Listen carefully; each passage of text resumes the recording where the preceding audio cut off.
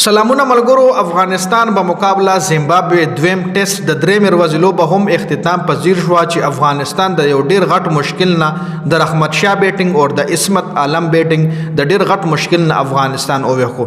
تاسو له معلومه تاسو له سکرین باندې سکورکارډ ښکاري هم چې افغانستان په ډومبني اننګز کې 150 رنزونه جوړ کړو چې ډیر کم سکور. بیا زمبابوے ورپسې په فرست اننګز کې 243 رنزونه جوړ کړل چې شپږ اتیا رنزونه لیډ ولا د زمبابوے طرف افغانستان ته ملو شو. نو دا شپږ اتیا رنزونه به هم افغانستان لوبډلې پوره کول او ورپسې به ایکسترا نور رنزونه هم کول. بیا به دغه لیډ ورکول زمبابوے له لیډ ورکول. خو دې ځکه د افغانستان ټیم مکمل دغه کم ټاپ ارډر د افغانستان فیل شو.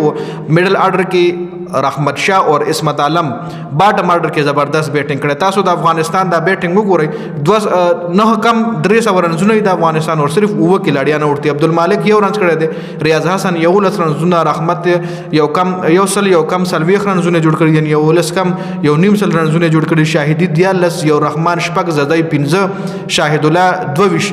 دا وګورئ چې دا بیٹنگ کمپلیټلی میډل ارډر کې فیل شوی دی.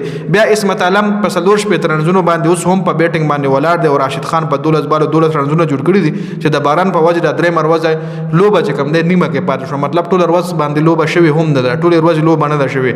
د زمبابوے طرف ریچارډ نګراوا 2 وکټ ایشتري دي او 4 وکټ بلیسنګ مزوربانی ایشتري دي.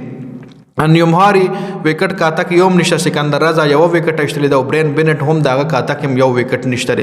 نو دا مکمل سکور کارډ تر اوسه پورې. نو افغانستان دا ټایم 215 رنزونه په دغه باندې ورډولې دي په زمبابوے باندې.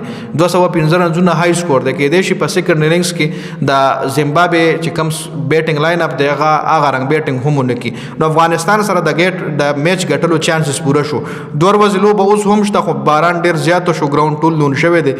کچري ګراوند سټاف مهنت تو کو سبا پورې دا ګراوند لوچ کو نور باران نه شو. نو سبا موږ بیا یو ځل لوبه کترو لملو شي، ورنه کې دیش دا لوبه بیا سبا ورځو کې هم د باران په وجه سره خراب شي. نو دا مکمل سکور کارډ تاسو نو په سکرین باندې وخولو. د ویډیو کتلو زیاته مننه. والسلام.